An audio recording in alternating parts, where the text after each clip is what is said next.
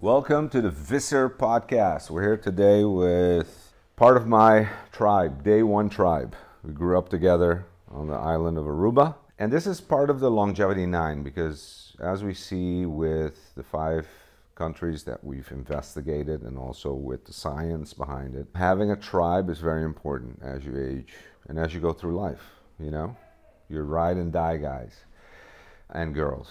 It's very important to have that group, to feel connected, to feel, that you belong, you got each other's back, and you're always pushing each other to do better stuff, greater things, new adventures. And we're going to talk about one today because there's one among us that's going to endeavor in a whole new area. Well, it's not new, but it's new. So we'll talk about that. But this is kind of the Day One Tribe. They're here. We get together at least once a year. We have a lot of contact with each other on social media, I guess. And in real life, some of these guys are serious. Others aren't. But so Glenn, what does it mean to you to tribe? What's the benefits? What do you get out of it? How do you look at it? Well, yeah, thanks, Richard. Yeah. Well, the tribe is a group of people, to me, that, you kind of have a sense that you're soulmates. So your souls, they interact in a way that actually strengthens you instead of weakening you. You can get support in all kinds of ways, cognitive, but also in a sense of feelings and emotions. And you generally have a view of humanity and the world that coincides with one another. To me, that's a tribe. You have kind of like, as sometimes it's referred to, the dream of the planet. Yeah. We have a more or less common dream of the planet. We come from the same space, and we're moving towards a future which we can all kind of like sense like that's the future we're moving through life towards. So that's, to me, is a tribe. That's my tribe. Okay. Raymond. Yeah, Richard, I agree with Glenn's comments, obviously, and for me, I would just add on to that being a part of a tribe and growing up together allows us to be completely open, honest, self-critical, which in the end makes us a better group of people. Well, not only from a group perspective, but also individually. Because a lot of times, a lot of people are inhibited in society, and they hold back on their feelings and their feedback. I mean, I could tell you and Glenn and Roger here exactly what I need to tell you without feeling like, it'll be taken any other way. Right, I think right. that's the strength. Judging and stuff. Right, Yeah. exactly. So I think that's the strength in being part of a tribe like this. And as Glenn pointed out, being soulmates and connected and trusting. So, Roger. All right. For me, it's the same as Ray said, Raymond. Of course, and Glenn as well. For me, it's unconditional. Your friendship is unconditional. Doesn't matter. So you can say anything. You can be yourself always, and you can criticize, but we don't criticize each other too much. We just joke around. But it's fun. It's fun, when you meet people later in life, I think it becomes more difficult because we met each other at such a young age. Right. We know each other so well that it doesn't matter if we call each other once a day or once in a year or once in 5 years. It doesn't matter. Right. When we see each other, it's always the same again. Right. We know it's like not even a day has passed. So that, to me, is the beautiful thing of, especially meeting people at such a young age. Not all people have that opportunity, I think, to stay with each other for so long. I think the island has given us that limited space that we were with each other for so long. And that we return to. We keep returning to. Yeah. Exactly. And other people that live in a big country, it's more difficult. You go to school with somebody, that person moves away, you don't see each other anymore. So that limited time that you might have had with the person, it's hard to build up that big, that great bond that we have actually, because we did spend a lot of time together doing all kinds of stuff, you know. Also in adventures and stuff, which builds even more the bond. It's not only talking, it's by doing stuff is where the fun is, for me at least. You know? I like that. I mean, I remember we started windsurfing when we were, when did we get that thing? 14. 14? Was it 14? 15, yeah. There wasn't that going on. I mean, it was like one or two people doing it. It was such a weird... But it was from everything, from riding a bicycle, jumping the wall, or whatever, you know. We did all kinds of crazy stuff, but our bond is big, and also with Raymond and Glenn from doing stuff. Together. For me, that is the most important thing. My bond is especially physical. It's like I like the stuff. Physical adventure, which gives me that. There's also, I mean, we're basically also have different interests, right? Yeah. I mean, you know, you guys were all into the windsurf scene, and you know, I've seen that, and Roger and I developed a different relationship that was not based on that. We've known each other since 4th grade, you know, and we would go to each other's house, we would hang out, and we would go out, and then Glenn came in when we started off in high school. And even though we had different interests, the relationships still were so strong that like Roger said, you know, it doesn't matter whether we talk once or 10 times a day, the bonds just remain. And I think that's such a special thing that is a very interesting attribute of our tribe. Yeah. You know. Yeah, it's important. I mean, you know, in a world where a lot of times you can feel isolated, you can feel like you're standing alone, like you're, you know, having to fend alone, you know, for your family, for whatever, all the stuff all the challenges that come at you. It's good to know you have a tribe that you can always fall back on, that you can, you know, that has your back. It's because alone you can't make it alone. I don't care what you do, you know. And the thing was, with our tribe, I mean, we can talk about this a little bit of background. You know, after high school in Aruba, I ended up going to Vermont to go into university.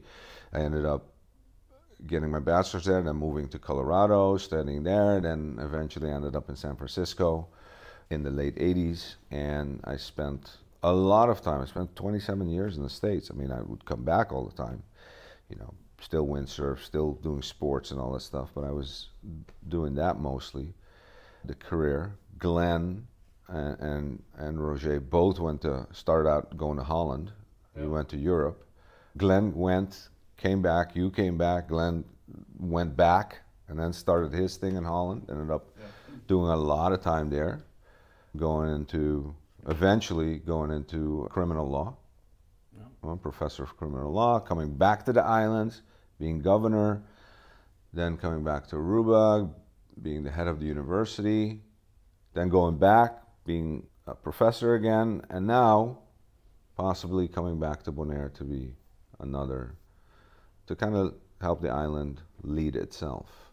Yeah, and the interesting thing is when, like Roger mentioned a bit earlier, you know, the physical part of it, that even though you do physical activities with a lot of people, which we did in our time, something gels between us that even giving the physicalness of our relationship or connection kind of like strengthens you. And we went together to the Netherlands, but Roger felt uncomfortable. You can tell something about that yourself later. Yeah. But then he moved to Aruba, you know, and I thought, well, I'm gonna finish my studies here. I went to study medicine, which eventually didn't appear to be the right choice for me at that moment.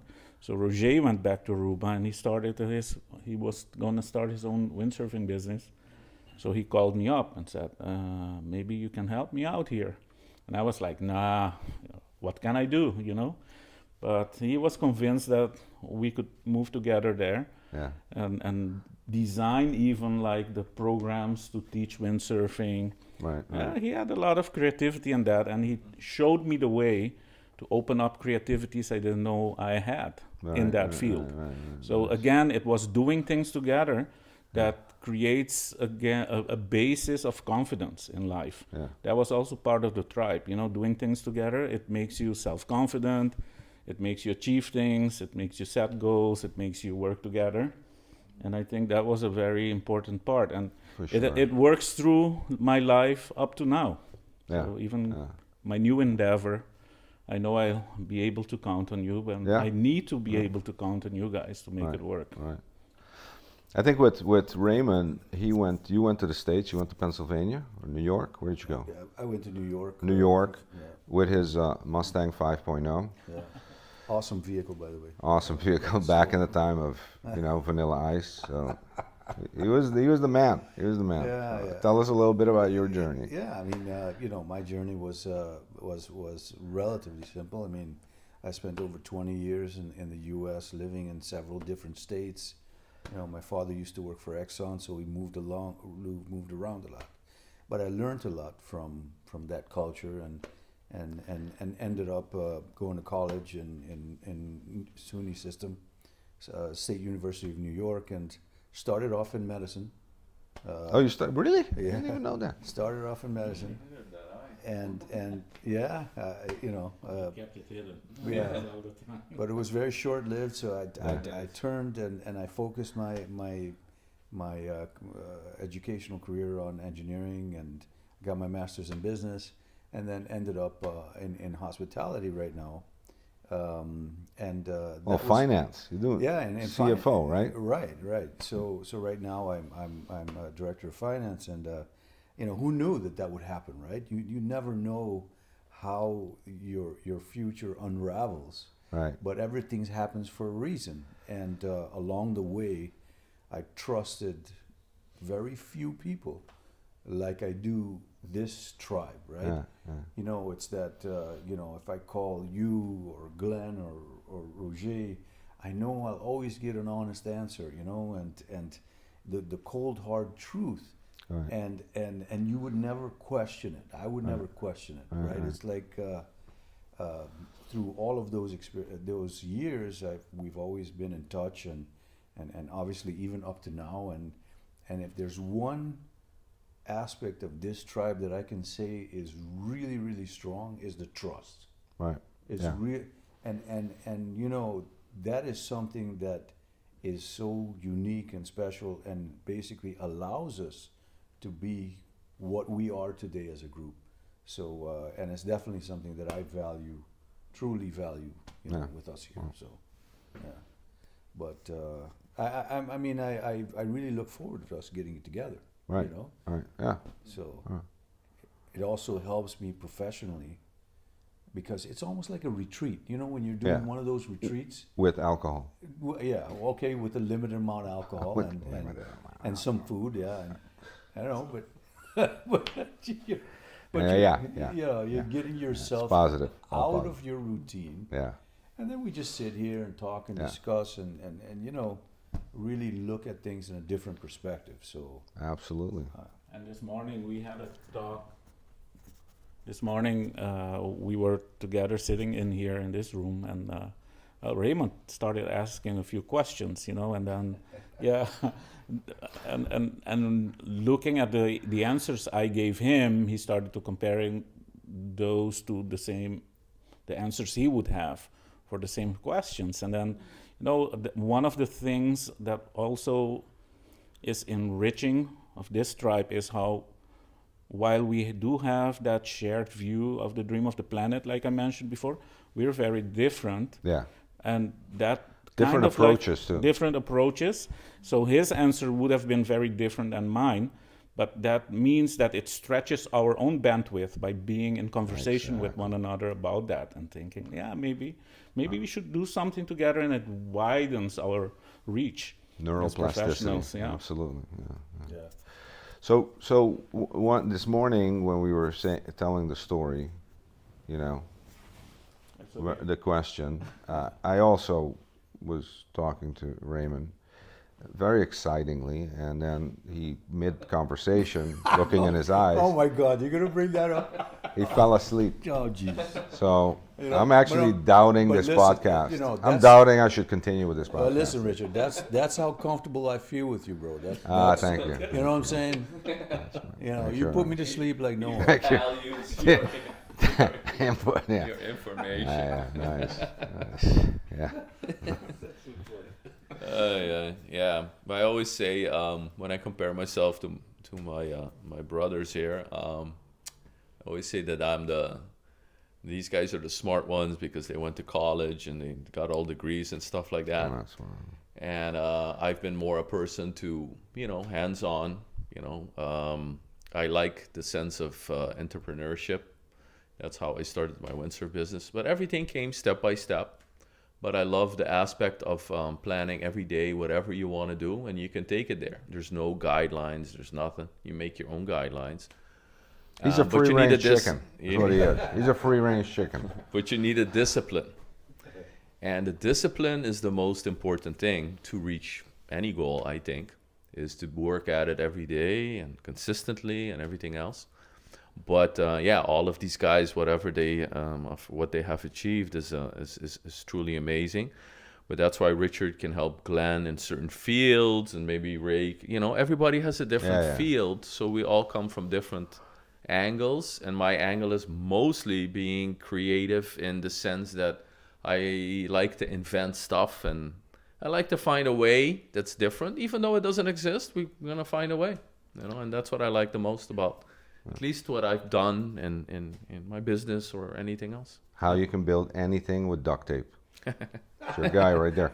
No, but listen, the other thing, you know what was funny? Because there was a time in my life where I did my first invention. Remember the table? Yeah. Exactly. I was in California. It was like 90s, I think, 1990. And I invented this chiropractic table. And I came back, I'm like, dude, I got this thing. I showed him, and so he started thinking, dude, I could do something too. His creative mind started going, right? And so I'm like, I'm pushing him, he's pushing me. And so he then invented the deviator. Oh, I remember that. Right? He traveled all the way to China. He went to China to get it molded and stuff, and came back. He had prototypes, and it was like, and so that's when we met in California. We did a motorcycle tour through California, and that was our first one, I think, right? That was the first one. And so since then we've done a lot of motorcycle tours. But I mean, that was like, him. And this is the thing. When you coming from islands, and it too, you're in the hospitality business, you're CFO of Marriott, in the Caribbean, and that travel, not only travel just on vacation, because that's kind of like fake travel, but I mean living in other countries and being in other countries and dealing with other countries just expands your mind.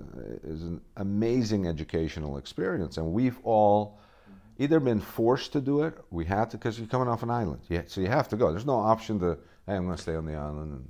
And And just to piggyback on that concept, I mean, traveling as much as I do, and I've always seen one common element wherever you go, and the cultures can be very diverse, and they always are, but is relationships.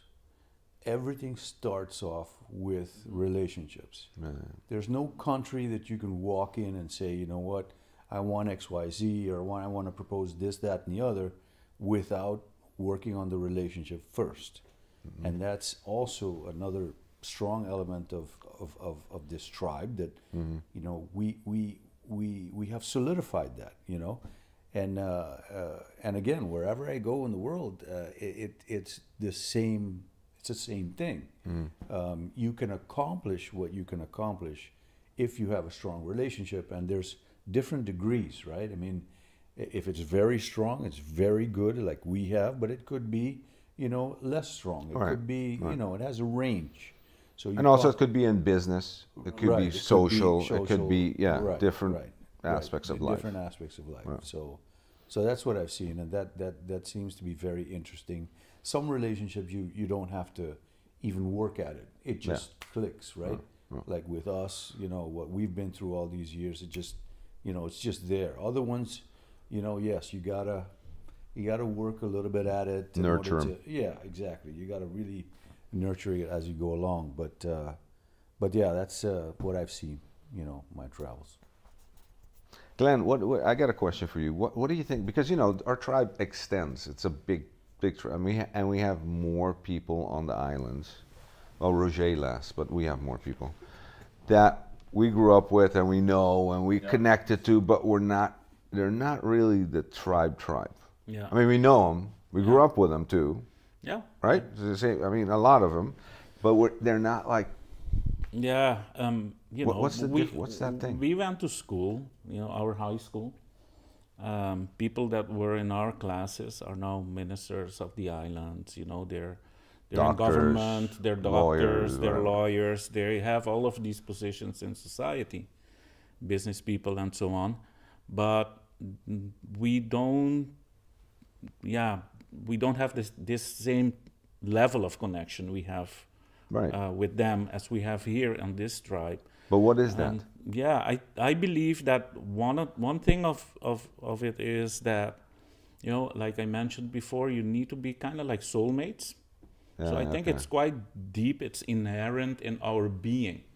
So somehow I think that you are looking for a connection that is significant, meaningful to your soul. Right. And I do sense that with a lot of the people that were in our classes have these other positions. When you interact with them, you just sense that it isn't feeding your soul the same way. That one of the things that I notice feeds your soul is humor. You know, having kind of like a sense of humor. That, Let's start with that. You know, there's plenty of humor. Yeah, exactly. So That's one of the most. yeah, you know, so sometimes if things tickle your funny bone, and other people, the other people can't get that. Others, right? At the expense of others. So, but that's one aspect of it. Yeah. So there's many of these aspects, and the broader I think this soul connection is, the better it works. So you and me, for instance, have also a deep connection in ways about spirituality. Which I don't have with other people. Maybe with Raymond also not as much. But there's other aspects, again, of our soul in which I connect very deeply with Raymond and others with Roger. So, yeah, so I think that's the interconnectedness. And the more meaningful it is for your own soul, the more you can bond and build a tribe with these people. So I do sense that I have a good connection with all of these people that were in our class. I can interact with them nicely and everything, and socially, and even meaningfully in work, which I've done, but it doesn't build a tribe. Right. So that's, I think that's one of the main factors of it, is somehow how much it nourishes your soul. Yeah. To me, at least, that's. Yeah. And it's also, you know, you can have different tribes. It's not like one. You have different tribes. Like I've got, like I hang with my nephew's friends, right? And that's, I consider them a tribe, but they're younger. Because, you know, I get scared hanging around you old farts. I'm like, fuck, am I really this old? Hey, I can't be this old, dude. Come on. Humor. So we've seen some videos of him in the that's ice reality, and the snow. That's Listen, so I'm like, I need to go with some younger kids, man. I need to, I'm scared of this getting old stuff, right? That's what I like about teaching at the university. You know, you hang around young souls all the time and young minds, and it's fresh. So you do build new connections. Like me working at the university now, I have colleagues. I mean, I totally feel like how can I see this? They feed the battery I need to be joyful at work, and they do that. So I have great colleagues. They're all younger than I am, way younger than we are. But that is a different tribe. And I do feel like total trust with them, you know, working with them and everything. So indeed, it has this trust and unconditional aspect of it. But it's a different field again. It's not, you know, completely impregnating your whole life. Which to us, I think it does. Hey, what is the connection? What is the connection we have to the ocean that's so freaking strong?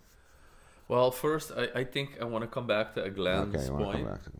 Is that I think also that what is the number of really deep connections in your first tribe you can have? How many members? Because I think it's limited. Oh, okay. I don't okay. believe there's many people. Yeah. It's not possible. You would say that. He would say that. Yeah. Yeah, because I He think would say that's for sure. that's me. Because We can't we say cannot what he says share- normally on camera. we can't share with 10, 15 people or 20. It's not possible. No. It's not possible. That's at least what I think. I Yeah, think yeah. the really biggest, the deepest connection is only a few you can have. I don't think you can have more people. But then, yeah, the second. Well, you know, layer it was funny or in third layer. Okinawa, Japan. Okay. In Okinawa, Japan, Yeah. it's considered 5. Well, Like there a you tribe go. Why of 5. is it 5? They do 5. I don't know. They like. But that is my question. They go in you know? 5s. Yeah. That is my so question. it's like that. Yeah. Exactly. And don't forget, Japan is an old culture. Yeah. Yeah. Yeah. Okay, and they have 5. Yeah. Yeah. They're also minimalistic. They're also minimalistic. I'm you know. minimalist, that's true. But coming back to the water, I think Yeah. because we grew up in front of the ocean. Yeah, but dude, it's deeper than that. It's not like it's No, not we just were for. always messing around in It's the not water. in the not just the view. No, but we were always in the water, building a raft and messing around or sailing, or we were always always in the water. Around, period, man. Whether That's the true. water or anywhere, That's you true. just mess around. Okay, your turn. You know, the only time I see passion coming out of his eyes when we look at the old pictures. He had got a big head of hair, Yeah, that's right. That was right? His shirts were open till the last button. Yeah. There we go. Chains, Yeah. tight jeans. Way back. This is way back. And This his, was Like a Don Juan. yeah. and his 5-0. Yeah. Well, That 5-0. When he starts talking about the 5-0, dude, it's like it's still here. Listen, man, that 5-0 was awesome. It's alive. That 5-0 was awesome, man. You know, stock V8. Anyway, we went through this. Yeah, we went through this, but I mean, what are you talking about horsepower in that day? What, 250? What? No, what? man, that thing was 285, almost 300. You know? My motorcycle is more. Yeah, dude. But that was, we Yeah, I said know. this was many years ago, right? Many That years thing ago. was hot many years ago, man.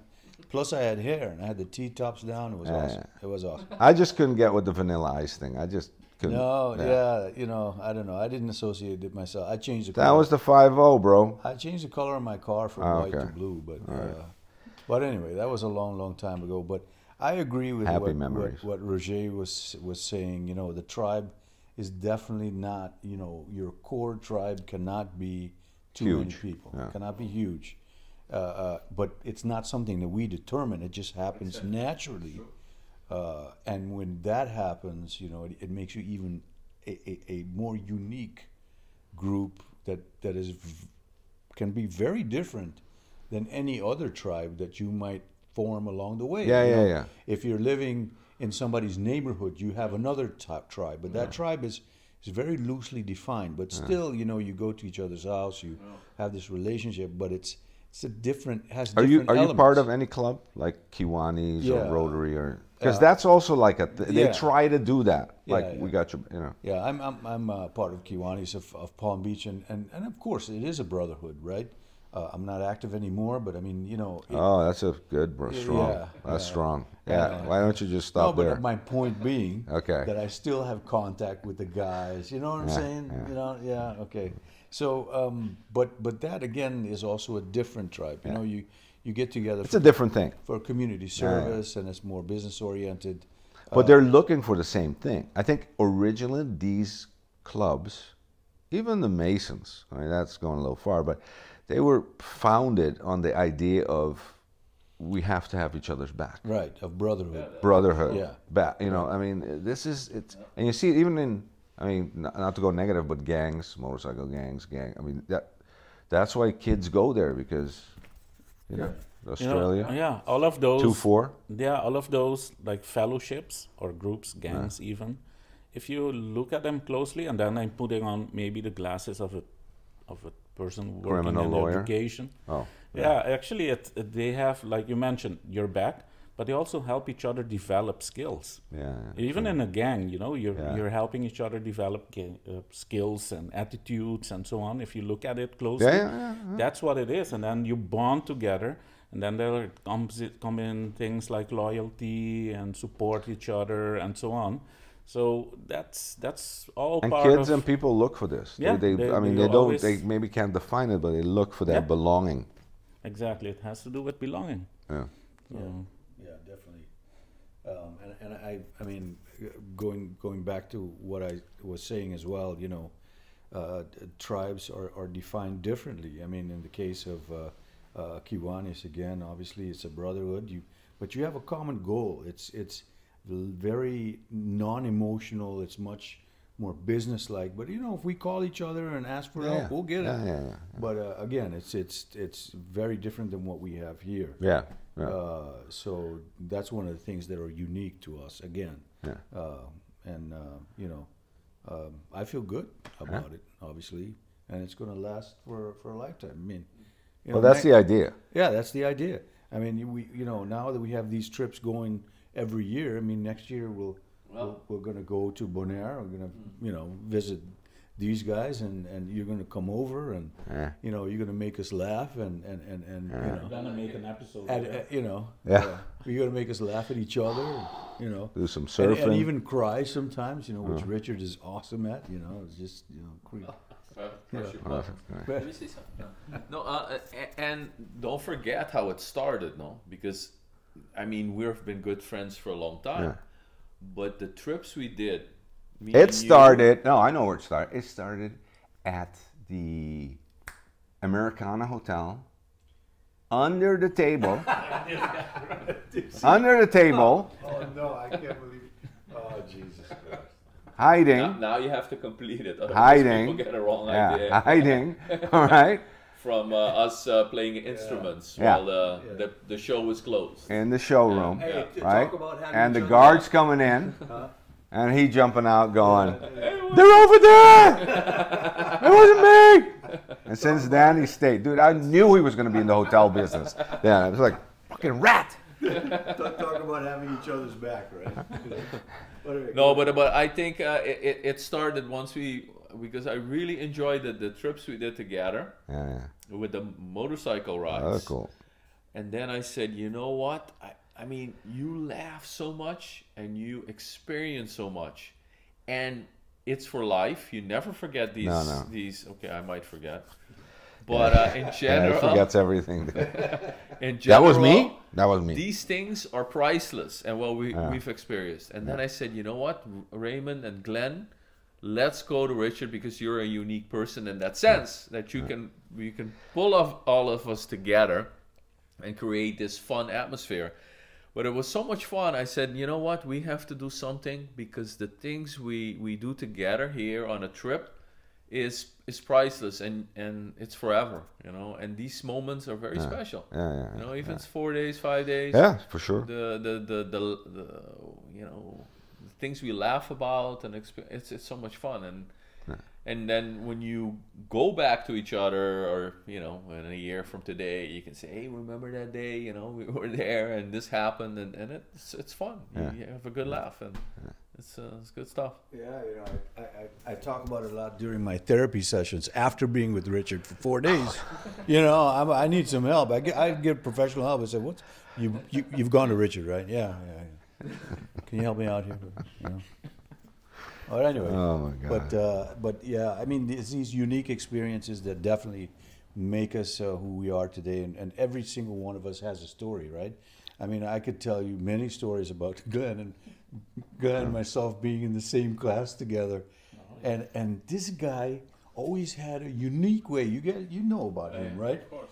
You know, I would invite him to study at my house, just to think that I could learn from him. He could mentor me, right? Yeah, He's you know, and he's not doing anything. He barely even cracked open his book, and I'm studying all-nighter, and he just walks into the classroom and then just knocks it out of the park.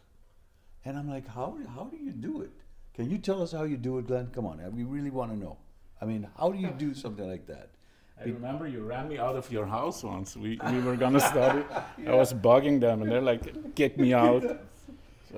So he had. I don't know if you drove me away, and you wanted to bring me to my house, I think. And I said, dropped me off at the game room. I went to these games. Game So room. I spent the whole afternoon playing games. You know, these computer games for those days.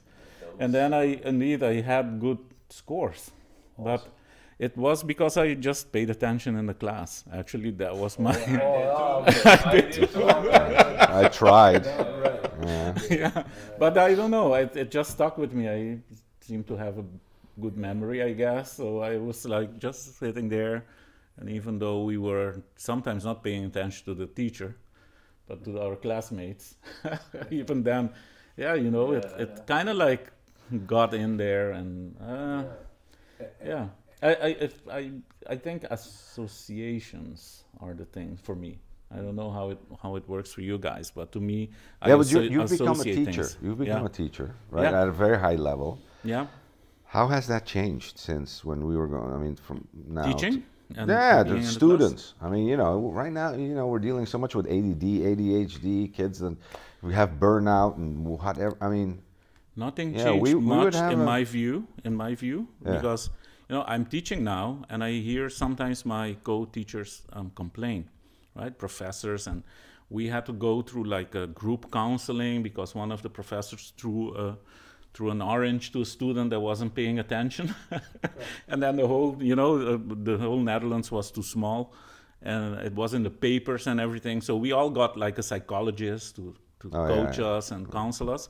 But as I was listening to their complaints about the students' behaviors, I thought, well, this tribe wasn't much different.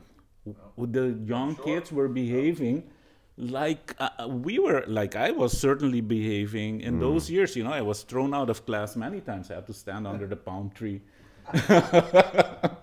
Or they sent me to the principal's office and I had to write sentences that he thought would teach me something, you know, and I would ask him, 100 times, and how is this supposed to help me?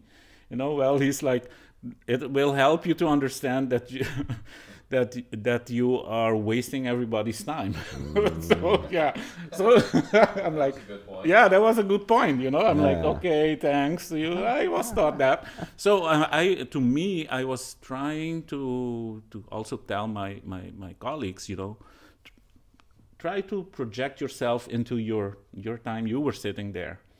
You know, because sometimes I go and teach on the day after the day that they say it's the going out night in the city where I teach. And then you get students early in the morning, man, alcohol, hungovers, and you can still smell the evening in the classroom. And the kids are like this, and I'm like, yeah, I can understand that. It's part of being a student. So I don't get freaked out about it, and I'll just handle it. And so I don't think there's a lot of difference. Youth is youth through all the ages. And we had our day to enjoy that, and I think they deserve their day. And we still have to be there for them and guide them. So, yeah. Yeah, you know, I stayed in school a very long time, as you know. I did everything. I hated school. Yeah. I don't think our education system, as it is now, it doesn't fit people like you. It doesn't fit people like me. Like Raymond was saying, you know, I was bored at school. You know, my kids didn't want to go to school. We still send them because we thought it would be an experience of how society is organized. You know, learn to deal with this. But I don't think it's the best experience for young kids. Time-wise, you know, and as an impact for their lives, it's not a good experience, in my view. I think we should totally remodel learning.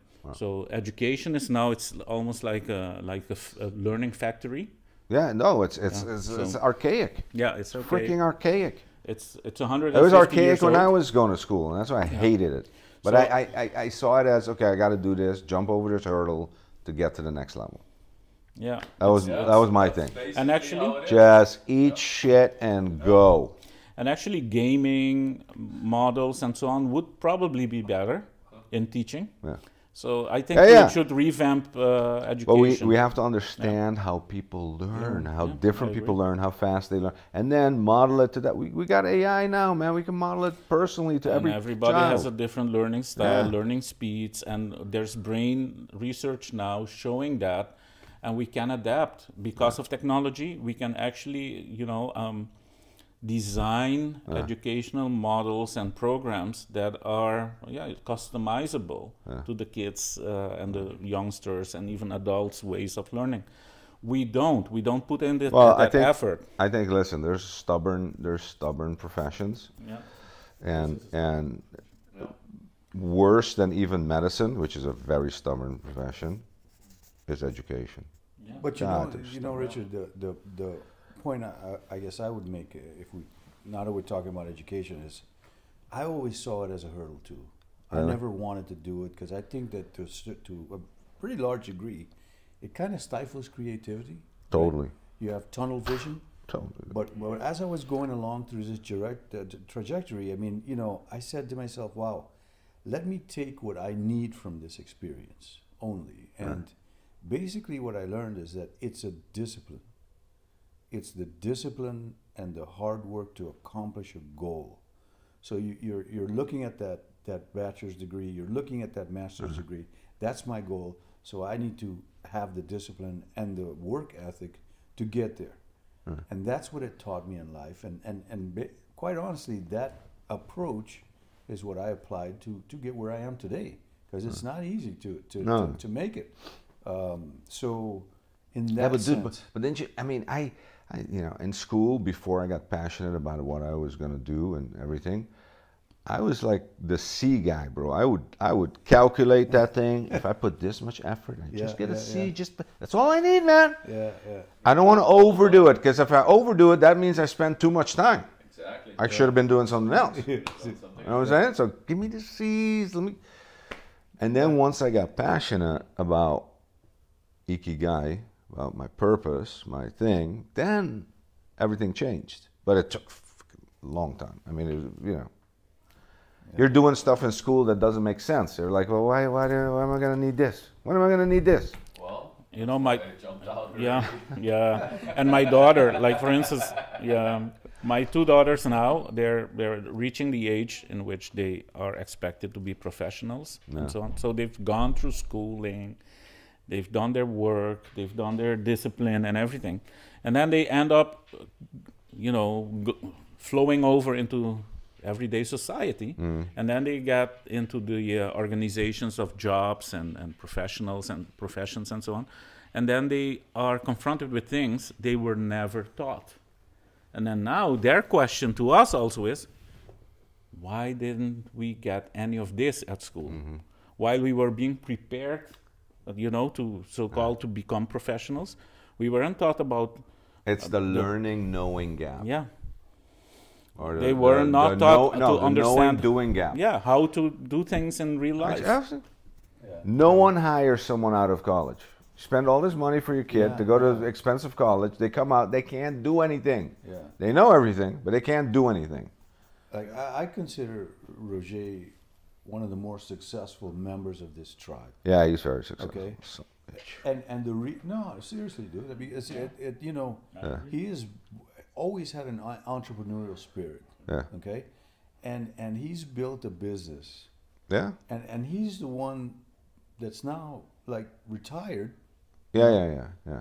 And Remote managing. Yeah. Okay. Remote managing and whatever. Remote managing. Because he was passionate about what he was doing, and that worked out tremendously well. Yeah. Well, he took a big chance because it's in something that at that time wasn't like legit. No. It's like, what? You're not going to be a lawyer? You're not going to be a doctor? You're not going to be a whatever? Yeah. You're going to do what? Yeah. Well, sometimes I think it just... Each one? Well, one thing led to the other. I don't know. Some things just flow, and I guess I always relied on... I always planned ahead, but I don't know. Some things just work the way they did, Not everything is plannable. Right now. And you should be able to adapt. And adapting and seeing opportunity at least in my field, it was easier because I could call the shots myself, you know, with your own business. But I think if you but work dude, for an you organization, still depend on tourists to come. No, They I need to know. come back. You You need know. to get them. You need to. you need to keep looking, you know, what are the problems ahead? And that's what I always try to do too. I always try to look ahead 5 years, 3 years. Where is this sport, you know, where is it going? What influences my, you know, different sports came up, kiteboarding came up. And kiteboarding, at least in the area of Aruba, I didn't see that as a viable option because even though everybody's excited, because everybody's always excited about something new. Right. But what they don't, at least I had to think about, how can I change my business? And do I change it? Or maybe I shouldn't change it. Because not everything new is good for business, because the people are, kite is a smaller, you know, package. You can travel with it. Windsurfing, you couldn't travel with it that easily. So for you to go in a branch where people can take their own gear, they're not gonna rent from you. Right. You know. Yeah. So the only thing they have is teaching, is Right. lessons, Right. but not rentals so much. Right. And my business is both teaching and rentals. But then again, you know, things change. But also You know, lodging. environment I mean, you changes. also Yeah. started like a little hotel, a little motel. Yeah. Like, you know, you started lodging the people that came and Right. taking care of Yeah. them that way. Giving packages for windsurfing and accommodation because that's what they would need. But yeah, it's a lot of this stuff happens because of course, you have to have the courage to do something and make changes. It's not always easy, but and it has to work out. It has to work out. But yeah, even if you make a mistake, it's okay because you can change it the next day. Yeah. You know, it's not forever. Whatever you do, you can always make changes. But that's not always what people do. They hang on, and that's what happened in Aruba. I saw in Aruba that road I was on was a dead-end street. Yeah. And I saw that years ahead. So what did I do? I started looking at other areas where I could open a new street and have an uninterrupted road and not a dead-end street. And as soon as you know you're in a dead-end street of whatever it is in life, you need to be honest with yourself and you need to say, you know what? This is not going to be good. And why would I waste 3 years for me to, I know today it's going to end. Right. Now, why wait 3 years to stop then while I can have 3 years of in a new direction where you can build something again from, you know, and move in a positive direction. So that was But it's what people live with habits. habits. Yeah. They're very bound to their habits and they don't like change. Change is hard for people, man. You know? That's true. Change is hard. But but that's on everything. Here. Yeah, I think that you know, this guy really has gone through it all in terms of, you know, figuring out what to do, and obviously consulting the right people, and we were all part of that. But one of the things is so amazing that he used to sleep in a container for for how long was it? A year, for 3 years. Camping on the floor. Building up this business. Yeah. And just on the beach with girls walking around with G-strings. Yeah, it's hard, man. It's a hard thing to do, man. It's a hard thing to do. I feel for him. I cried for him. It could feel overwhelming at times because he would call me. He would call me at night. You know? Good. Our audience is a little older. Yeah, that's right. Yeah, but that's the hard life. You know, and I think us here, you know, going back to the whole tribal concept, I mean, having a deep appreciation of him and the things he's done makes it for us much more special than if you would talk to anybody else about it, you know.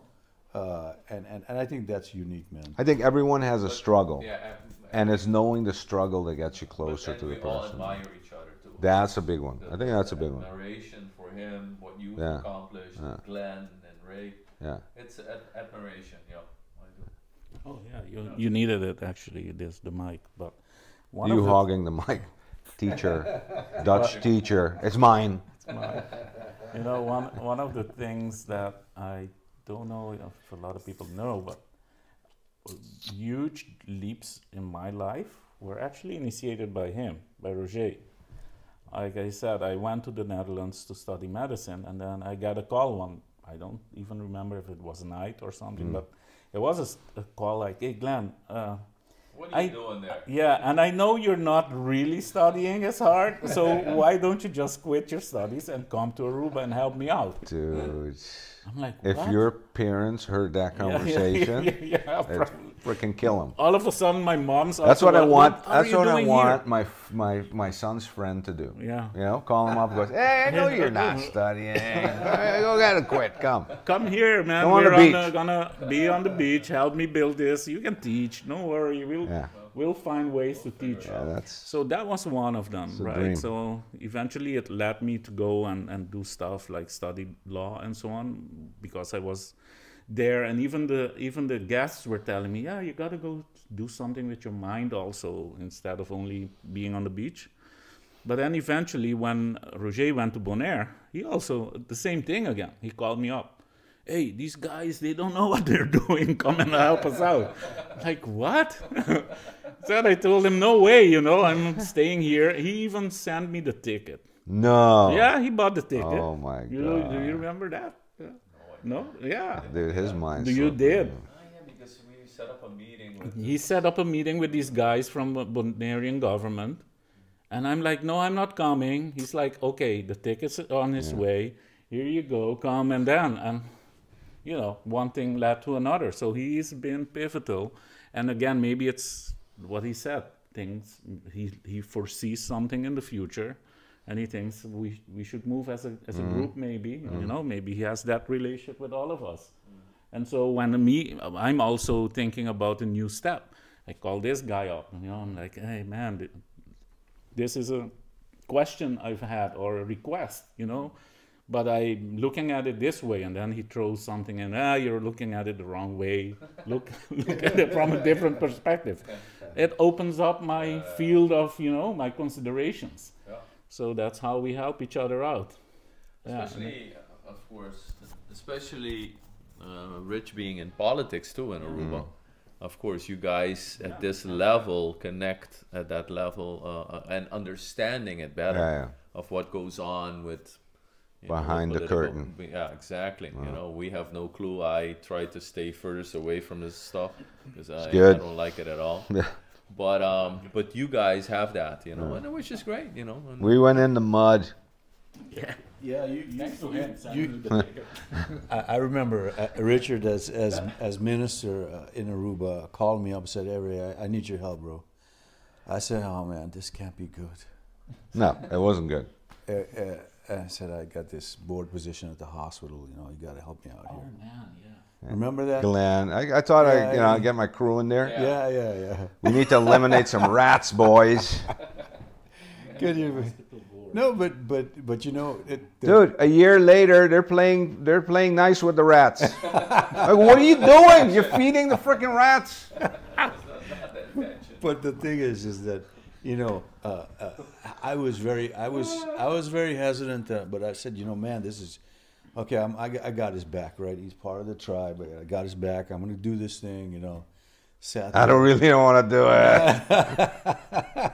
So I was appointed, and then after, I think it was about a year or so, year and a half, and I was like, "Man, this is really difficult. It is hard. I mean, It's a lot of moving parts. A lot of moving parts, but very noble, in my experience. But then, in one meeting, I saw this guy walking into the meeting, and I was like, "Oh yeah, we got him now, man." He sat right next to me, and it changed the entire dynamic. I mean, just having fun, but not only that, but having a member of the tribe, somebody that you're close to next to you, backing up. really makes the experience a hell of a lot less cumbersome, put it that way. So, that was My also, instructions were very direct. It was like, take out the rats, pretend like you don't know each other, and you definitely don't know me. And they did all the opposite. Fuck, dude, unbelievable.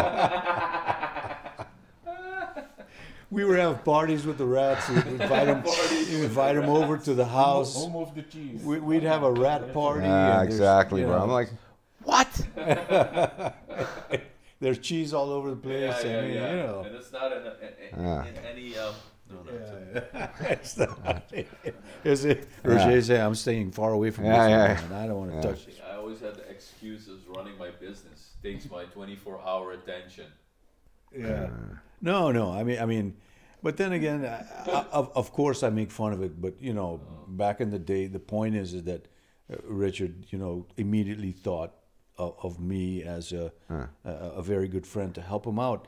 And even though I complained about it, it was, you know, I spent 7 years on that board. Damn. And it was probably one of the best experiences for me professionally. That kind of complemented what I already doing, but from a people perspective, right? And that's what I always respect what you do as well, because you're helping people either directly or indirectly in the most noble. It's life or death in a hospital. Yeah, dude. exactly. You got to make decisions that are like right.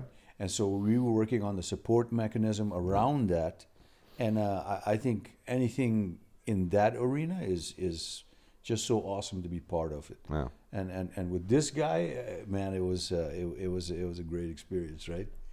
But yeah, right.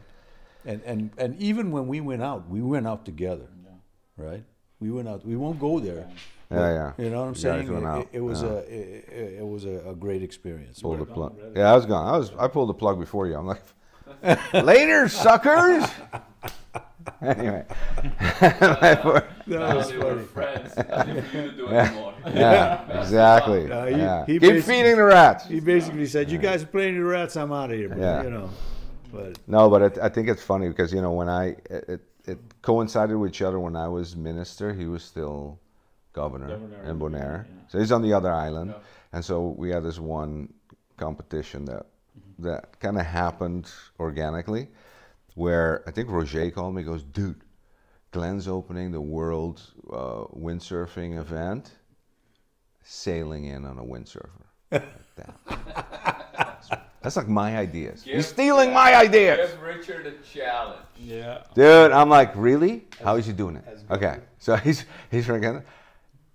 I think the weekend after it was in Aruba, right? So everyone comes to Aruba, huge. Aruba's massive. I mean, everyone from all over the world, and they're waiting for Minister of Health and Sports to come, and they're looking at the road and they're on the beach. I come in on my windsurfer, dude, on a 3-piece suit, tie, everything, boom, sail it in. We were like, what? Send Glenn the pictures. so Beat that, bro.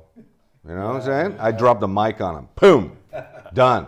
I had already done mine, and it was just an opening with my surfing trunks and a Bonaire windsurf place. Yeah, nice water Uniform. repellent uniform Yeah. thing. Yeah. Not a 3-piece suit. I hadn't thought about that. But Richard outdoes you always. Yeah. It was fun. It was fun. But you gotta have fun, man. You gotta have fun. I think one of the things is I have fun. I mean, I sometimes too much fun, but I'm always like in serious stuff. You always have fun. Yeah, I even, you know. Yeah, like you have to have humor, and Yeah. that's something you have a lot of, man. Yeah. This guy's. In the most serious situations when people are trying to be super serious and, you know, it's like, dude, Like even this Chill morning, out. when I fell asleep when you were talking to me. you know, yeah, nice. That was so Memorable. funny, man. Memorable. I laughed my ass off, really, really. Yeah. As I'm looking him in the eyes. I'm like, really, bro? Really? That was so funny. It's incredible. Or yesterday, remember what happened yesterday? No, I won't go there. You know this. We were walking to see you, and you know, walking there, I was telling her, God, it's really cold in here. And then Glenn is up front already. He's strolling, and this car pulls up with this Turkish guy, and he says something like, and I was looking at him and looking at Roger, and then I look at the guy. I said, no Turkish. And then the guy just sped off, and Glenn turns back and said, hey, what did he say to you? And oh my God, we were busting out laughing. It was like, oh, well, I don't know what he said to me, right? You know, and again, you know, those moments are so priceless because you can do that with us, right? Because we know, I mean, you do all kinds of stuff and that you wouldn't regularly do with anybody else because you don't know how they'll react. Well, I think it's also letting the ego take a rest. You know, we're not ego tripping. We're not trying to keep a front. Right. We're just being like the kids that we were. Right. Just older. People are like, "What the hell? They're laughing too much." Yeah. But I mean, it's that being to just let loose and not care about what people think or what you know. Yeah, and when you walk through life, you always have this shield. Of certain things you let through, certain things you don't. But you know, and it makes it much more funny when we're together because of that, man. So for sure. It's truly been incredible, you know. To me, I think part of a tribe like this, because like we mentioned before, right, humor is part of it, but also not being too serious or taking your yourself humor is a too bit seriously. sick sometimes. Sometimes it is. You know, I it's know. like I you know. need to back it I'm in. trying to, you know, to push the boundaries. It's like, always. dude, there was a line here, and you're over the line. You're over. But that's one of the things, you know, not taking yourself too serious either, because people usually with positions like we have, maybe, you know, we are like always uptight because we have to be serious. Well, this kind of like makes us practice. Like, where's the line? And then I go a bit over the line, and then you guys let me know. I'm okay. I should bring it back a little bit more. Tiny bit, yeah. So yeah, so that's part of the function of the tribe also, I think. Roger, what do you think? Closing comments. Closing comments. On the tribe. Closing comments. Why do you think it helps people live longer, dude? Why, I mean, what? Because it is. When we look at all these areas all over the world where people live over 100, tribe is one of the solid things they have.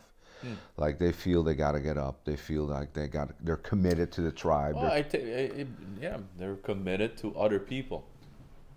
So you know, of course, if you feel terrible, if you're sick, you say, you know, but like you're doing for us, you know, the things you tell us. Hey, don't.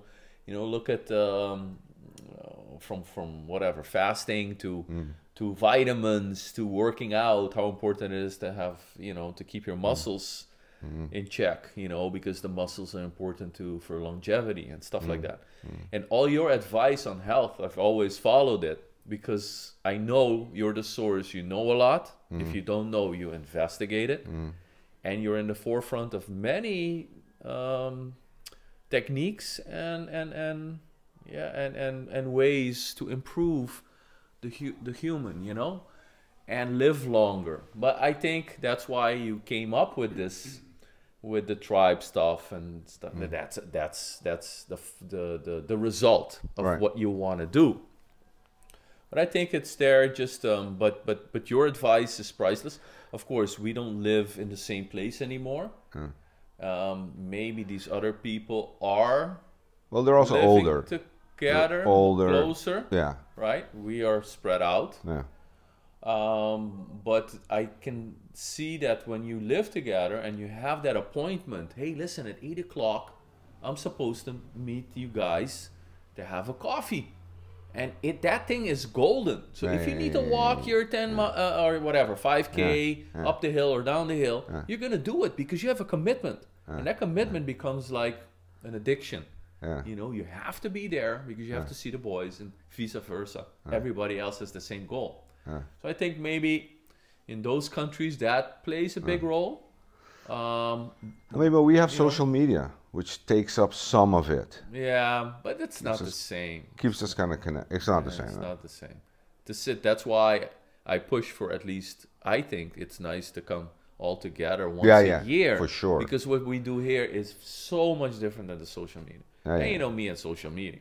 Yeah, like you're bad, dude. 0.0. What does he do? He answers like 3 months later. 3 months later, where's Roger? I don't know. Yeah, you don't have WhatsApp? Oh, WhatsApp. Yeah. 3 years ago, he didn't have a phone. Remember? No, it wasn't that bad. All right, okay. He had a Chinese. I remember when he had a Chinese phone that he paid 3 times the price for that didn't work in this hemisphere. That's true. I was trying to be on the forefront, you know, leading the technology, teaching you guys something, but I bought the wrong phone.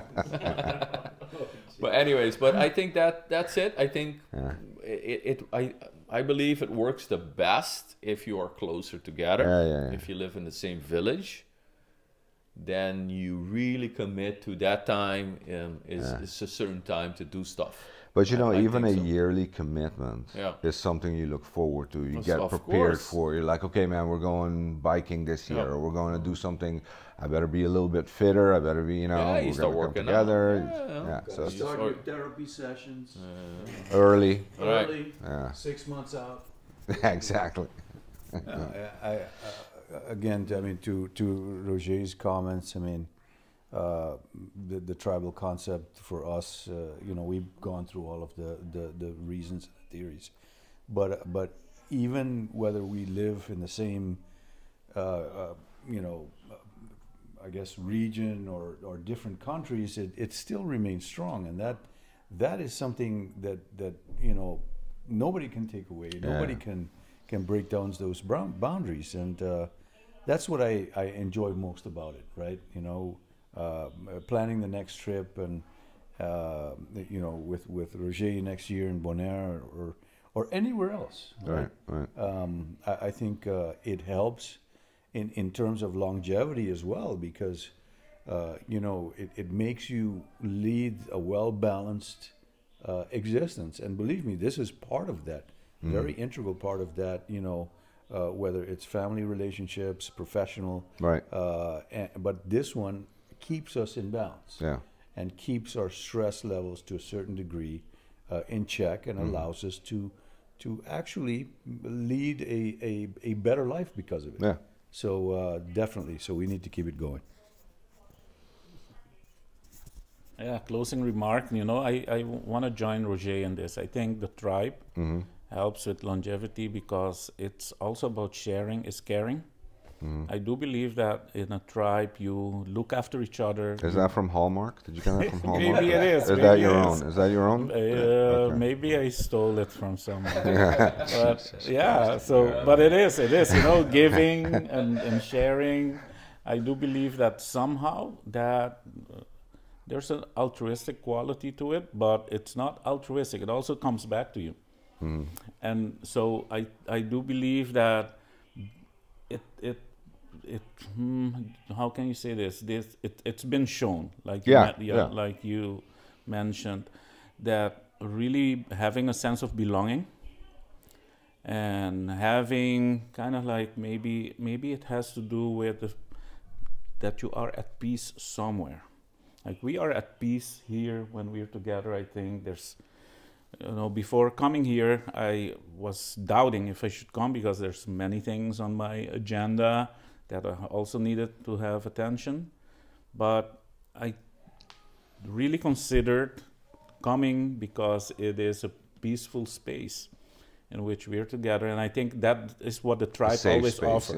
It offers something of different peace that you do not get elsewhere. Every day. Yes, and definitely not every day. Your family should be like your tribe also. But, you know, being in a tribe like we are... but family is different. Yes, family is different. It's a different category. It's important from that for a moment. And then it offers you something, it's invaluable. You're not in at that moment busy with comparisons that are socially important or significant or any of that. You're just together with your tribesmen. And that fellowship is, I think, very valuable, and it offers you something that carries you through life in a more, in a way that's more balanced. So I think listen, if we look at history and we see that, you know, we've been walking this earth 5 to 7 million years, and from the beginning we were tribesmen. That's how we survived. It's in our DNA. It's a thing that's us. Only now with this modernization, which has happened the last, 50 years, or a little more than 50 years, which is nothing compared to 7 million years of DNA and, you know, of our DNA that we're here, that we're so separate you know, kids go to school in another country, we travel, we live far away from our parents, generations live split up, gone. That was never that way. I mean, you know, there's still certain countries like Cuba, and, you know, you go to, you know, certain African countries or where people live together still. Same household, mom, dad, you know, kids, their kids, everyone. So this is a new phenomenon, especially a Western phenomenon, where we're all split out. And so the whole tribe thing, you know, diminished, and we kind of need that back. We somehow we want that. It's in our DNA. We need it to thrive as human beings, you know. So yeah, I think it's critical. It's a critical part of the longevity now. And even though, just one thing, one last thing, and even though there's so many people, you know, some people live in these big cities, and there's so many people, and you see so many people around you, and you think, hey, you know, everyone's lonely. Everybody's lonely. Yeah. There you go. And depressed, lonely. Anxiety. And there's so many people that you could maybe say hi, you know, and of course everybody's running around because they got their own agenda. They might have to go grocery shopping or whatever. Not everybody has the time to sit down and have a conversation. But it is sad that so many lonely people, and I think, I don't know the percentage, but maybe the biggest percentages are in the big cities. Absolutely. That people are lonely. It's true. And they shouldn't, because there's so many people around them. So anyway, there you go. Yeah. All right, guys. That was a good piece. Yeah, it was a fun piece, actually. Yeah, it's a good piece, man. So we can, yeah. So we're gonna have to cut. We'll cut Raymond out quite a bit. Instructions from my daughter. Cut some of his stuff out. Yeah, there you go. Just leave me. Yeah. Just leave. Really creative editing.